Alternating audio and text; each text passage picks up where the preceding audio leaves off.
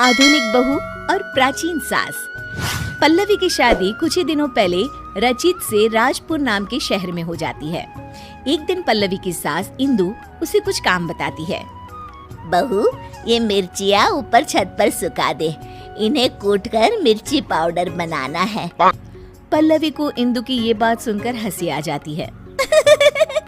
अरे मम्मी जी, आजकल कोई भी मिर्ची घर पर नहीं कूटता, बाजार से ही खरीद लेते हैं सब।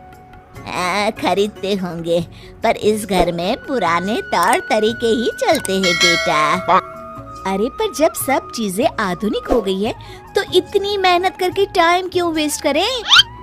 ओहो, अच्छा तो घर का काम करना तुम्हें टाइम वेस्ट लगता है?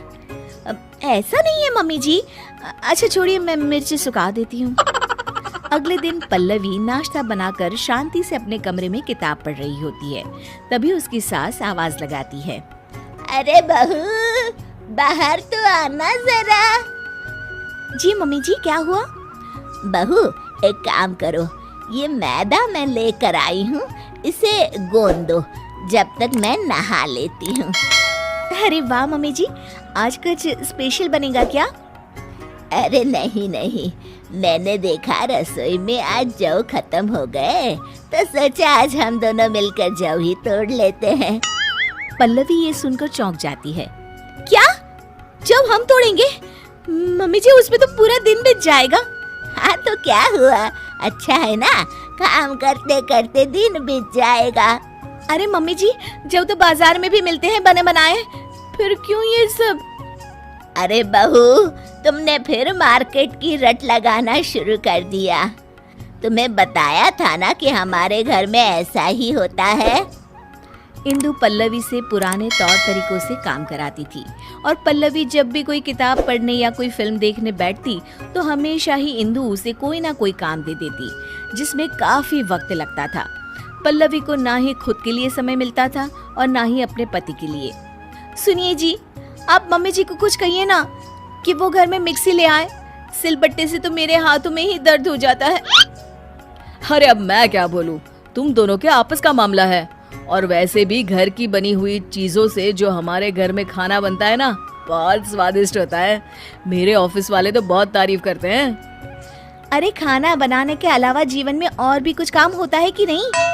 ये किताब ही ले लीजिए, 1 महीने से इसे मैं नहीं पढ़ पा रही हूँ।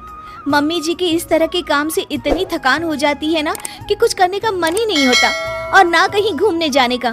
ओफो पल्लवी, मैं तुम्हारी इसमें कोई मदद नहीं कर सकता, प्लीज मेरा सर मत खाओ। ठीक है, तो फिर ये समस्या अब मैं अपने तरीके से ही सुलझाऊंगी। अगले दिन इंदु अपने कमरे से रसोई में आती है तो देखती है कि वहाँ गैस ही नहीं है और एक चूल्हा रखा हुआ है। ये चूल्हा यहाँ क्या कर रहा है और हमारी गैस कहाँ चली गई? तभी वहाँ पल्लवी आ जाती है। उसके हाथ में बहुत सारी लकड़ियाँ होती हैं। अरे बहू, ये क्या कर रही हो? मम्मी जी, मुझे समझ में आ गया है कि पुराने तौर तरीकों से ही रसोई का काम अच्छे से होता है, तो मैंने सोचा क्यों ना हम भी आज से चूल्हे में ही खाना पकाएं। इंदु को ये बात कुछ हजम नहीं होती। अरे बहू, ये गांव नहीं, यहाँ चूल्हा नहीं जला सकते। क्यों नहीं जला सकते मम्मी जी? हमारे घर में हम कुछ भी करें। चलिए आज हम चूल्हे पे ही नाश्ता बनाते हैं। पल्लवी फूंकनी से लकड़ियां जलाती है और चूल्हा तैयार करती है, पर उसकी वजह से दोनों सास बहुओं को बहुत खांसी उठ रही होती है। अरे बहू, ये क्या बवाल लेके आ गई तुम घर में?